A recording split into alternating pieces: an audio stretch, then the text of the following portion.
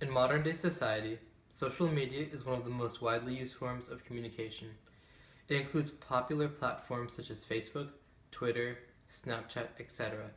It overshadows other forms of communication, such as calling someone and mailing letters by a steadily increasing margin.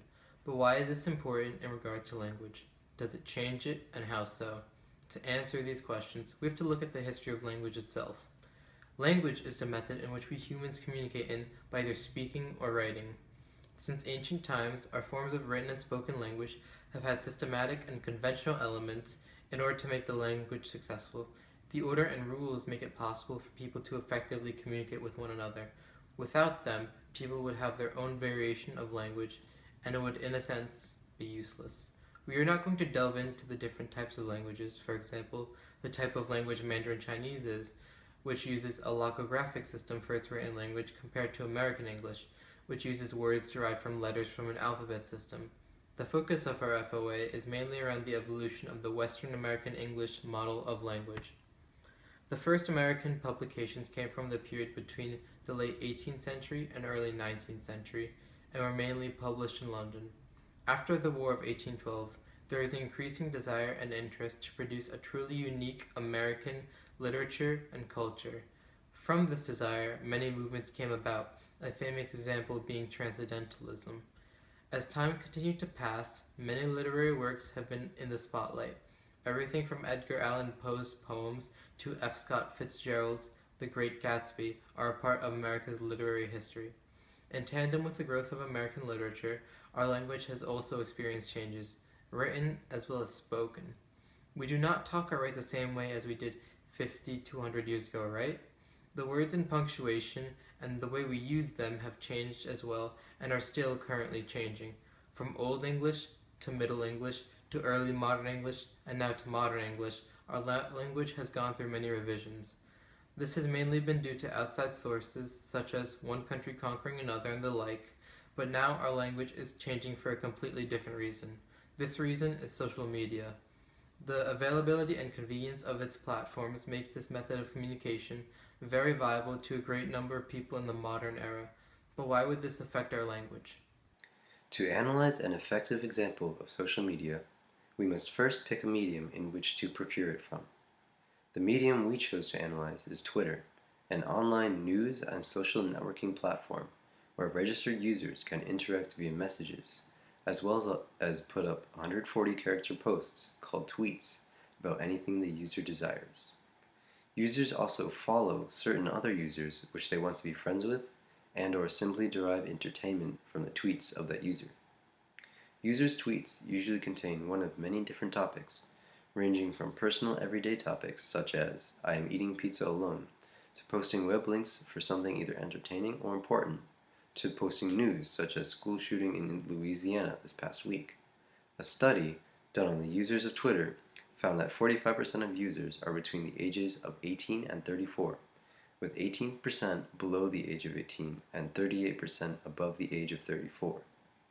Thus, we have found an example of a tweet which falls approximately in the age range of 17 or 18.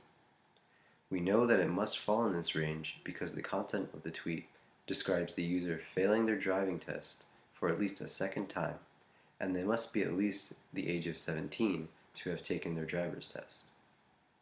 Twitter is also a mainly American-used platform with 33% of its traffic in the United States, 8% in India, followed by small percentages in Japan, Germany, the United Kingdom, and Brazil. English is also the predominantly used language on Twitter, with almost two-thirds of tweets in English, followed by 11% Portuguese and 6% Japanese. When analyzing this particular tweet and the comment below it, it is clear that it does not follow many of the rules of grammar which are currently set in our language today. In addition to different rules of grammar, there are characters and words non-existent in any dictionary of any dialect of the English language. To begin our analysis from left to right, the first word of the sentence is not capitalized. This is because Twitter, as well as other forms of social media, are used in an informal fashion by private and personal users. They are used as online places of social gathering for communities to meet and interact without the need to speak face to face. We are considering the user in question who wrote this tweet to be a personal or private account because it does not represent a well-known celebrity or organization which uses social media as a place to advertise. However, this is also typical of informal writing before social media, as will be analyzed later on. The tweet also contains two misspelled words, bombed and drivers. This is now typical of informal writing in today's age because informal writing is usually rushed and not given much attention to detail. The rushed nature of writing in social media also severely impacts the quality of punctuation used. In most cases, including in the tweet being analyzed, the only forms of punctuation present are exclamation points and question marks. Periods, commas, apostrophes, and all other punctuation marks are neglected because of the seeming uselessness of them in informal writing.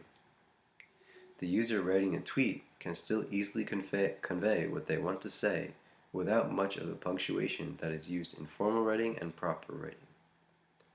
Tweets and other social media posts also tend to be short or even only a sentence long because of the informal and everyday nature of them. This furthers the reasoning behind not putting punctuation, especially periods, when it has no significant impact on the meaning being expressed. The user also put emojis in their tweet to display emotion as well as to display a visual depiction of what is being described in the written portion of their tweet. Emojis have become a very integrated part of written communication for the younger generations. Emojis have even come to be considered their own language by many, including Oxford Dictionary. This shows that not only is social media changing the language we speak and write today, it is creating new facets of language that had not existed before. The final word of this tweet, savage, contains several capitalized letters which should not be capitalized according to any of the rules of grammar used in today's language. However, the user who wrote this tweet chose to capitalize those letters to put extra emphasis on that word. This has an impact on our language because it encourages people who write informally to do so by their own rules. It wasn't a necessary emphasis that significantly changed the writer's tweet, but the writer chose to add it simply because the more informal the tweet is written, the more closely it resembles spoken language. In essence, social media is making written language more informal, which in turn makes it more closely resemble informal spoken language. The comment below the tweet also contains features similar to those of the tweet. It has little to no punctuation, words not present in the dictionary, as well as characters resembling emojis. The first word of the tweet is simply two letters, FR. While this does not exist in the dictionary, it exists in slang dictionaries such as Urban Dictionary. According to Urban Dictionary, FR is an abbreviation that stands for real. It can both be used as a form of questioning as well as to emphasize the seriousness of something. In this scenario, it is being used to question the seriousness of the tweet. It is questioning the driving ability of the user who posted the tweet and provoking the user to give up on their driving tests. This is but one example of new words or phrases being coined on social media platforms such as Twitter. If we look further in the comment, we find the word sus being used. When we look to Urban Dictionary for definition of this slang word, we find it to have a meaning similar to shady, or, and also in some cases, lame. This is yet another new word used substantially in the language of especially the younger generations. If we look even further in the comment, we find the word high key. Normally, this would be proper English, but it is written as one word. When we look at both Urban Dictionary and an article from Business Insider, we find that it is a new slang term. It is a modifier used to signify something similar to the meaning of very or much. In the case of this comment, we can see that the commenter had the intention of using high key as a modifier meaning very. At the very end of the sentence, the writer added two characters, which when read aloud would normally read : P. However, When interpreted similarly to emojis, it resembles an already existing emoji. Therefore, we can consider it to be another emoji, just like the one written in the tweet above it. In order to make the argument that social media is causing language to evolve at an increasing rate, older texts must be analyzed in order for a comparison to be made. The medium that I have chosen to analyze for this purpose is the letter. Written letters were the most popular form of communication from times before the mid-1900s. As time passed, they slowly stopped being the main form of correspondence between individuals, but it is still nonetheless a significant form of written communication. Excluding impersonal mail, such as advertisements and taxes, letters sent today have some common conventions.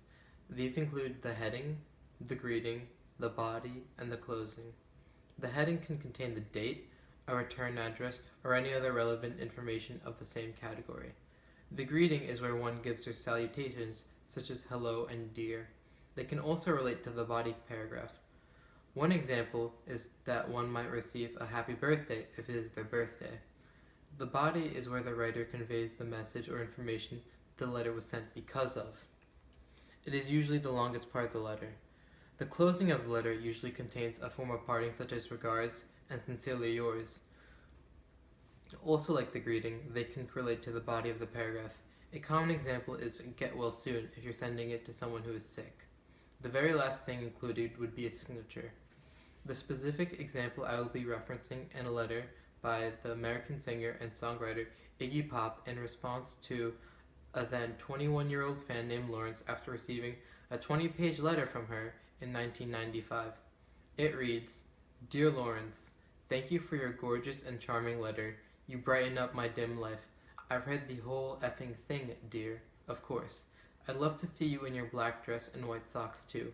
But most of all, I want to see you take a deep breath and do whatever you must to survive and find something to be that you can love. You're obviously a bright effing chick with a big heart too, and I want to wish you a belated happy 21st birthday and happy spirit. I was very miserable and fighting hard on my 21st b-day too. People booed me on the stage and I was staying in someone else's house and I was scared. It's been a long road since then, but pressure never ends in this life. Perforation problems, by the way, means to me also the holes that will always exist in any story we try to make of our lives. So hang on, my love, and grow big and strong and take your hits and keep going. All my love to a really beautiful girl. That's you, Lawrence. Iggy Pop." When analyzing the letter, it is obvious to see that it is written in an informal tone. This is due to the fact that the letter itself is in response to the personal letter from Lawrence. The first line is very clear in its meaning. He wants to thank her for giving her the letter. The adjectives gorgeous and charming convey that the letter was very pleasing to Iggy, and the clause, "You brighten up my dim life," shows the happiness he derived from reading it. The use of language in this is informal, but it still conveys a meaningful message with proper English. The next line is referencing the length of letter Lawrence sent. Iggy shows his amazement at the length of the letter by using an expletive to show the exaggeration of the length. The black dress and white socks can be inferred to be topics that were discussed in Lawrence's letter to Iggy. The following line is a piece of advice that Iggy wanted to share with Lawrence and is most likely has a connection with what Lawrence had sent. The tone in which Iggy writes is persuasive in nature. The next sentence has many ideas, but is not a single sentence.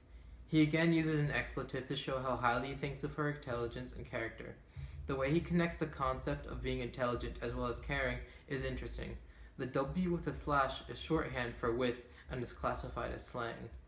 He capitalizes happy and repeats it 3 times for emphasis. Again we see shorthand, but this time B''day as shorthand for birthday. The 2 following sentences share the struggle he felt on his birthday, specifically the 21st. We once again see B-Day. He then gives an inspirational ending to his story. The perforation problems he refers to in the second to last sentence is most likely again referring to Lawrence's letter. This can be inferred from when he says, "to me," which means that this topic must have been referred to before. The last sentence is the most powerful in the letter and tells her to keep going no matter what because she will become stronger. The parting in this letter is very special as it is also a form of encouragement to her. The signature, as one would expect, has the flair of someone in the entertainment industry. When comparing these two sources, it is important to note that they are both informal and written with friends or a single friend as the intended audience. They both don't strictly follow the rules of formal writing of either time period, yet have clear differences in styles of writing.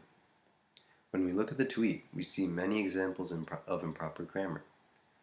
This improper grammar is also present in the letter, although to a lesser extent. This shows how language has evolved with social media to have an even less strict way of writing in informal text.